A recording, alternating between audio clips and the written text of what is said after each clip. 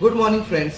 मैं Vicky Garg, founder of Sabi professional, आप सभी का अपने यूट्यूब चैनल में स्वागत करता हूं। फ्रेंड्स, जैसा कि हमने अपने लास्ट वीडियो में बताया था कि हम आप सभी के लिए एक जीएसटी की कंप्लीट नॉलेज सीरीज लेकर के आ रहे हैं। जैसा कि आज ऑलमोस्ट 6 साल पूरे होने को आए हैं हमारे देश में जीएसटी को लागू हुए, बट अभी भी काफी लोगों के मन में ये डाउट्स हैं, ये क्वेरीज हैं, आखिर जीएसटी क्या होता है, किन के लिए रिक्वायरमेंट है, कैसे जीएसटी लिया जाए, जीएसटी की कैलकुलेशन कैसे करी जाए, जीएसटी में क्या क्या डॉक्यूमेंट्स चाहिए और भी वगैरह वगैरह बहुत सी कंफ्यूजन है। सो आज इसी कंफ्यूजन को दूर करते हुए हमने एक सिंपल लैंग्वेज में और सिंपल तरीके से आप सभी को जीएसटी समझाने के लिए अपनी एक जीएसटी सीरीज लेकर के हम आ रहे हैं और आशा करते हैं आपको जीएसटी सीरीज के माध्यम से जीएसटी से रिलेटेड काफी जानकारी प्राप्त हो पाएगी। तो फर्स्ट आज हम बात करते हैं जीएसटी क्या है। जैसा कि आप सभी जानते हैं 1 जुलाई 2017 को हमारे देश में जीएसटी लागू हुआ था और जीएसटी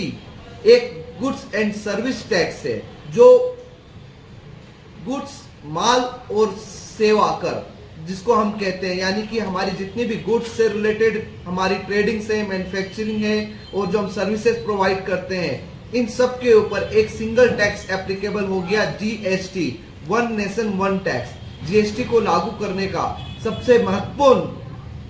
पर्पस ये था कि जीएसटी से पहले इनडायरेक्ट टैक्स में काफी सारे टैक्स हुआ करते थे, excise tax, luxury tax, purchase tax, VAT, DVAT, central tax, इसके अलावा भी और भी बहुत सारे टैक्स थे जो व्यापारियों को पे करने होते थे। लोगों के अंदर में ये कंफ्यूजन होती थी कि हम कौन सा टैक्स लें, कौन से बिजनेस के ऊपर में कौन सा रजिस्ट्रेशन लेना चाहिए, किसका इनपुट हमें मिलेगा, किसका नहीं मिलेगा, कौन से लॉ एप्लीकेबल होंगे, अलग अलग स्टेट के लिए अलग अलग लॉ एप्लीकेबल होते थे। इन्हीं सब प्रॉब्लम्स को दूर करने के लिए 1 जुलाई 2017 को GST goods and service tax Bharat में लागू हुआ और जितने भी इनडायरेक्ट टैक्स थे ऑलमोस्ट सारे हटा दिए गए और हमारे वन नेशन वन टैक्स को एप्लीकेबल कर दिया गया और सारे व्यापारियों के लिए, सभी बिजनेसमैन के लिए एक बहुत ही सिंपल सिस्टम बना दिया गया जिसमें उन्हें सिर्फ एक ही सिंगल टैक्स पे करना होता है।